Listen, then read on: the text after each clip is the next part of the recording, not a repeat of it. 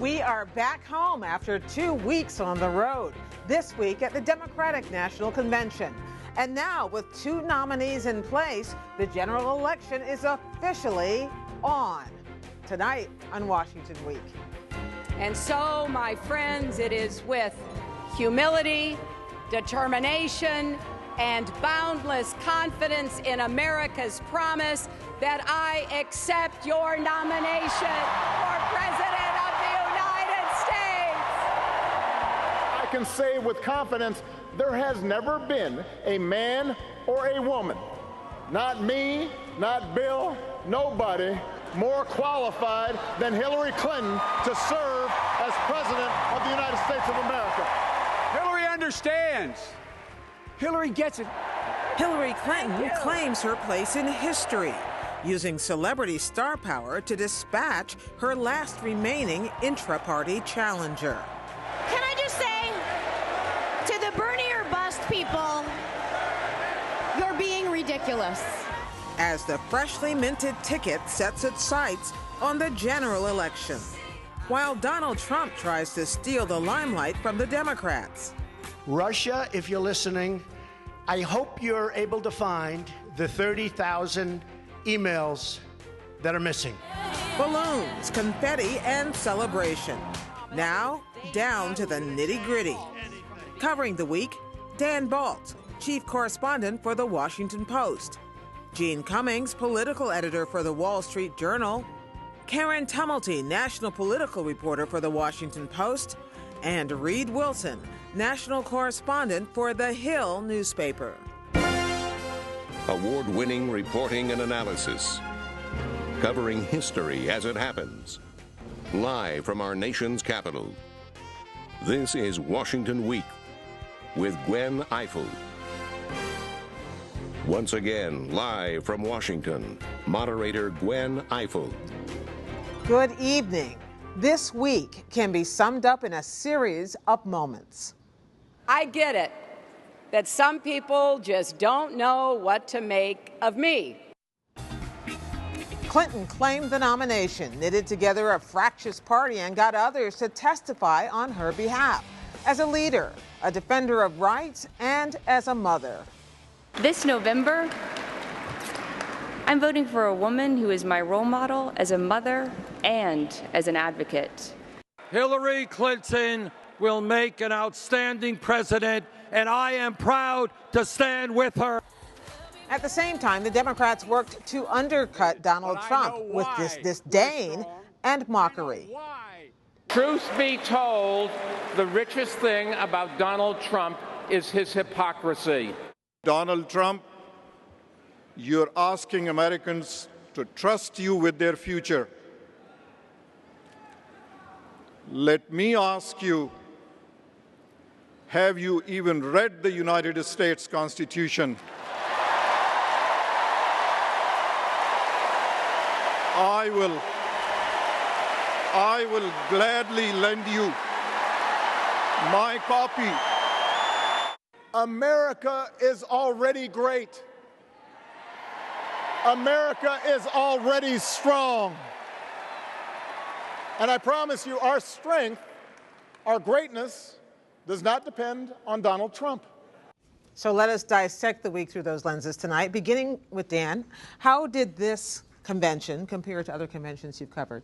It was the most slickly produced, and I mean that in a positive way, I mean a compliment. I've never seen a convention where the production values were as good as they are here. I mean, they were Hollywood quality or Super Bowl halftime quality. I thought that the campaign did a very effective job of kind of a sequencing of the messages. Obviously, the star power that they were able to put on the stage was quite impressive, and certainly in comparison to Cleveland. I think the question is, how much do conventions matter anymore? And we will find out in the next week or so when we begin to see the aftermath and the polling. But they have to be, and they are, quite happy with what they were able to do this week.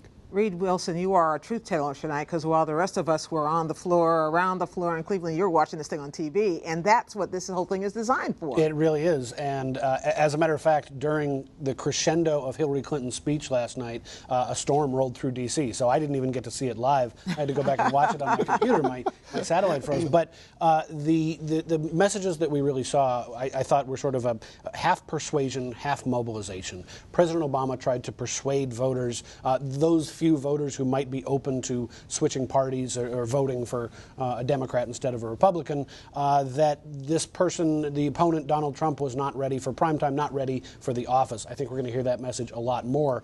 Hillary Clinton's main goal was essentially to mobilize the Democratic base through her acknowledgement of what Bernie Sanders was able to do during the primary. It was fascinating to see those two messages side by side. Well, let's talk about the messages that Hillary Clinton had to accomplish, or was aiming to accomplish at this convention. And one of them struck me, was General John Allen, Karen, who had to shore up the notion that she can be a commander-in-chief.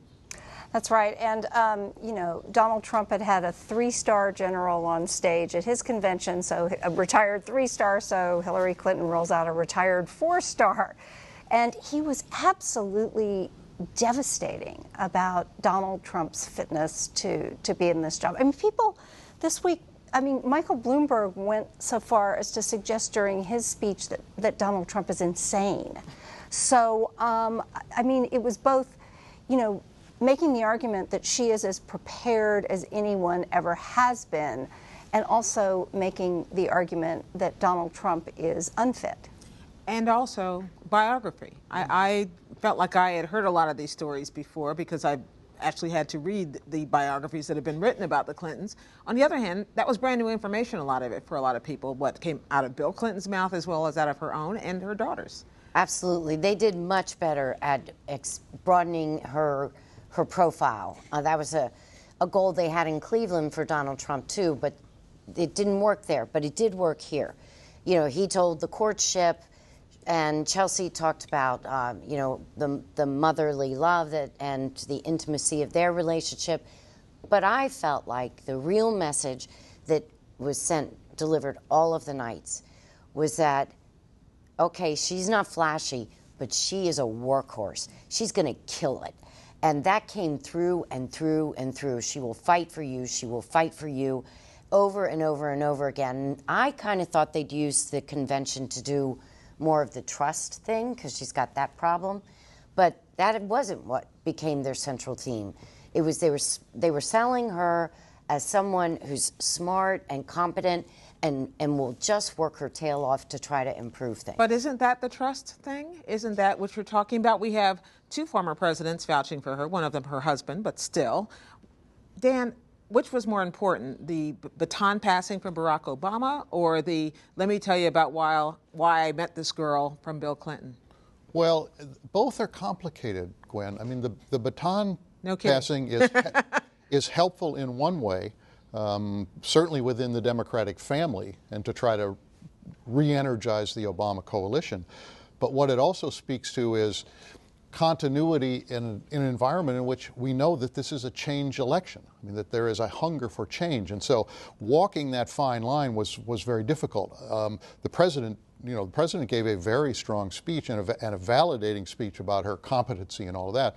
But she was trying to say, I will continue what's been happening, but I will make it better. And that was difficult. On the trust issue, I came away from this week more persuaded that they think there is not that much they can do about it.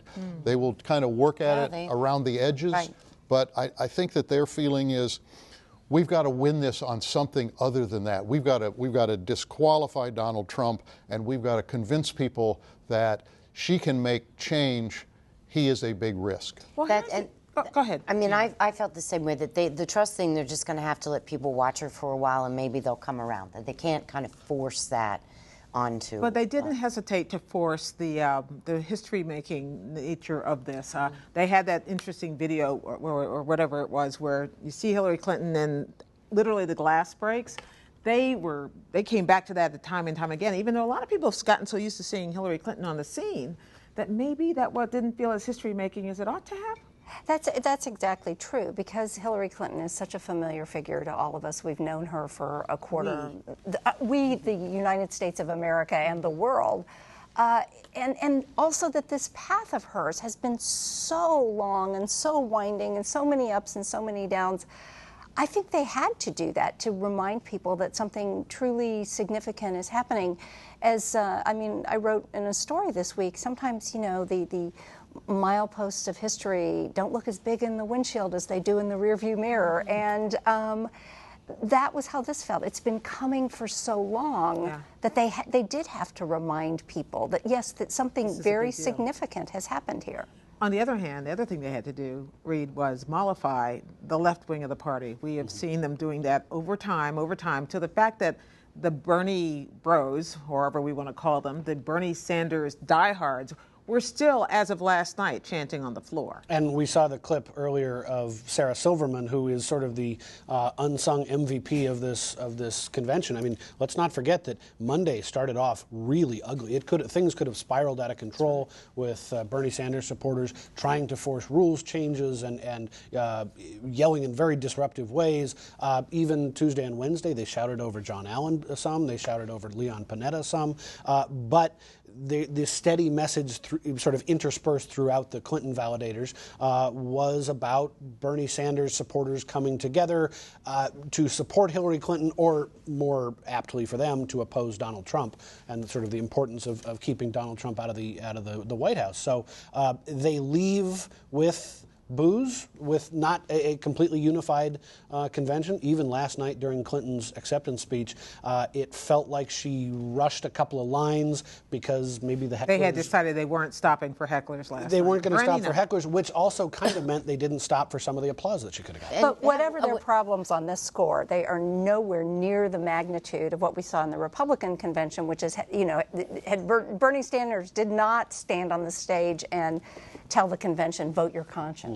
Well, on that note, we should probably tell the viewers how they pulled it off, because that was remarkable on Monday night, because it was slipping off the rails.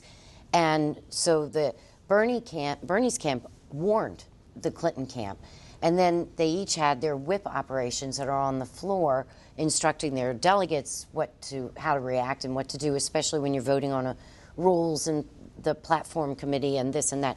They joined forces so that they could each keep an eye on one another, and they had the same mission. And so Bernie's whips were going in up to his own delegates and trying to talk them through their frustration and try to reason with them.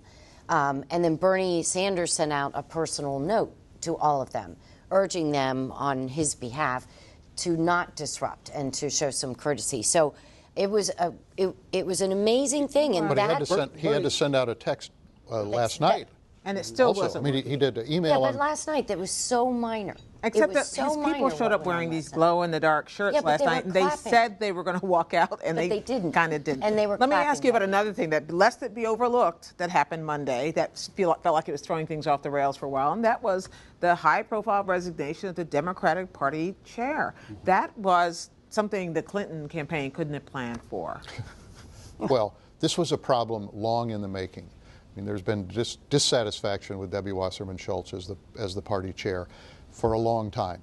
And what happened was, when the emails that were hacked into were leaked, it brought it all to a head, and there was no way they could avoid dealing with it. But this was a problem that should have been dealt with before, but nobody wanted to take it on because they thought, we have bigger things to worry about. We've got a campaign to run and win. We can deal with it. And the Clinton camp felt they could deal with it if and when she becomes president, and it turned out to wreck the first 36 hours of the convention week. I have to say that at the Republican convention, she was everywhere trying to be the anti-spokesperson, and she probably was on television more from Cleveland than she was from Philadelphia, where she didn't leave town, but she kind of kept her profile really low. It has not been a good week or a good couple of weeks for party chairmen on either side, either Debbie Wasserman-Schultz, who lost her job, or Reince Priebus, who had to deal with a lot of the Trump and Cruz. You alluded to Ted Cruz saying "vote your conscience" on the stage. That is not something that has happened at a recent at any recent convention. Let's talk a little bit about the anti-Trump message that emerged in the last couple of days. We know that in Cleveland, the one thing everyone could agree about was that Hillary Clinton was the anti, and that they were going to go after her. But they couldn't agree. They finally began to agree last night. All the speakers, people in the audience, that Trump was the real danger. We mentioned Michael Bloomberg and how remarkable that was. Was it about? Did they take him down by a series of issues in addition to mocking him mercilessly? I think it was mostly going, well, I mean, they would talk about his business history and you know, a number of people making the point that he hadn't looked out either for the people who had invested in his various ventures or, you know, the workers. But I think that was 75% going after him just basically on his temperament. President Obama saying, you know, we are not a country that is looking for a ruler as he stands in Philadelphia. Except for the clip we showed of the Muslim man who had lost his son fighting for the country, who took the Constitution out of his pocket and suggested that Donald Trump should go to Arlington National Cemetery himself. That was an incredibly effective in many ways, the single most dramatic moment of the convention. There are often unexpected moments at conventions, people you've never heard of who leave an impression. I can recall only one other example, quite different, which was in 2012 when the couple with the son who had cancer, who Mitt Romney had come and befriended, a very poignant tale that told you something about Romney. But this had so much more power because of the way he so rebuked Donald Trump so directly and so forcefully. The line that stuck with me was he has never sacrificed anything or anyone. And also the night of the mothers of the movement, the mothers of the young black men who have been killed in various situations. At both conventions we saw that. People who've lost children somehow gripping and holding us by the throat. Yes, that it is, I mean, it's a testament to the times that we're in with the sort of random violence and shootings that are occurring. Of course, we had police officers represented on both stages as well. And it was amazing how many, especially at this convention, non-political people performed quite well. Yeah. The woman who got snookered by Trump University, she was very good when it was her night. So there were the human, real testimonials were good, but I have to say that one of the moments that really stunned me go back to Flynn, with all of those retired military... Not Flynn, Allen. I'm sorry, Allen. John Allen. All of those retired military personnel up there on the stage. I was racking my brain trying to think how long it must be that we have seen that kind of firepower at a Democratic... you got to go back to probably Kennedy. Yeah. Well, let's talk a little bit 30,000 feet.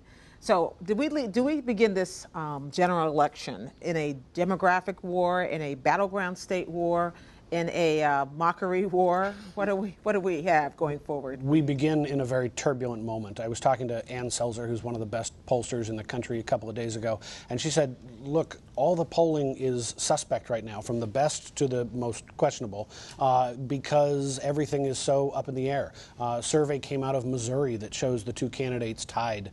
Missouri hasn't been a swing state since 2000. Pennsylvania, which hasn't gone Republican since 1988, it looks like it's Donald Trump's ground zero. So Democratic states, Republican states, we have more swing states as we go into this, into the beginning of the general election than I think we have in several decades.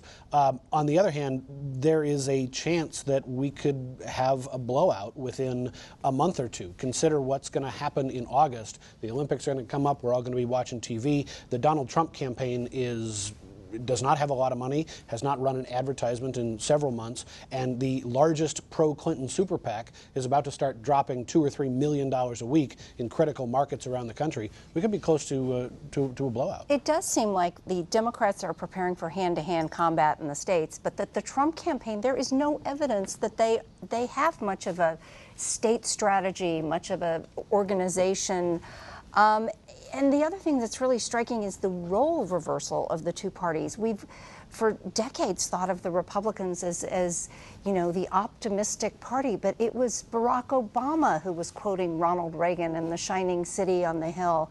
And it's the Republicans now who are essentially saying, you know, we're a minute to midnight in this country. I want to raise one counter to some of this, and that is, I think part of the uncertainty about this election, talk about the advertising. I don't know what the exact figure is that the Clinton folks have run over the last couple of months aimed at Donald Trump, but it's tens and tens of millions of dollars. It hasn't moved the needle much at all. External events are having a profound effect on everything, including the campaign. There's another aspect of this, which is that Donald Trump has a cross-cutting appeal in terms of demographics. And one of the things we're seeing, and one of the most important things we're seeing, is the difference in education levels and how that is playing out for the two candidates.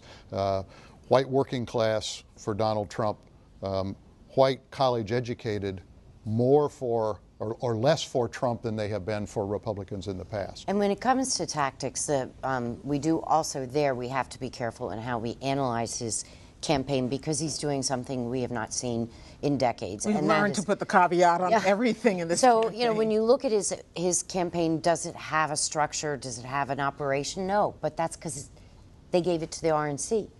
So the question isn't whether the campaign has one. They have no intentions of building one. The question is, has the Republican National Committee built the infrastructure in the states that Donald Trump needs to win them? That's the question. Which states? Well, I think that Donald Jr. at a lunch that Wall Street Journal had back in Cleveland slipped up, because he named the states and he threw in New York, New Jersey, and Connecticut. Connecticut, right. And so and somewhere across town you could hear the Clinton people going, ha, ha, ha, ha. You spend your money in California. Although Paul Manafort also says Connecticut. Yeah. Well, I know, they say this, but then when we followed up, do you really think you can win this? And he said, yeah, we're going there. We're going to make them spend some time there. Yeah. That's not winning. That's not winning. That's trying to drain their resources, and Robbie Mook is unlikely to fall for that tactic. That's similar to Dick Cheney making last-minute visits to New Jersey, and I think it was New Jersey in 2000 and Hawaii in 2004, or maybe it was reversed. But so you're saying we all have to basically sit at the edge of our chairs and wait for all the lessons we've learned in previous elections to rewrite themselves this year? As boring as this sounds, the traditional swing states that decide this election will be the same swing states that decided the 2012 election. I think there'll be some new players. I'm dying to see what happens in Utah. Actually, Utah could be very interesting because it'll of be so fractured. Anti-Trump Mormon sentiment. Oh, so much more to talk about, and we will talk about it all, trust me, just not right now. Thank you. Thank you, everybody. As this amazing election year continues, be sure to keep up with additional content on Washington Week Online, where you will find, among other things, our webcast. More from the folks around this table that we couldn't get to on the air. That's at pbs.org/Washington Week. Later tonight and all weekend long, where you can also find everything else our panelists are writing in news you need to know. And we'll see you next week on Washington Week. Good night.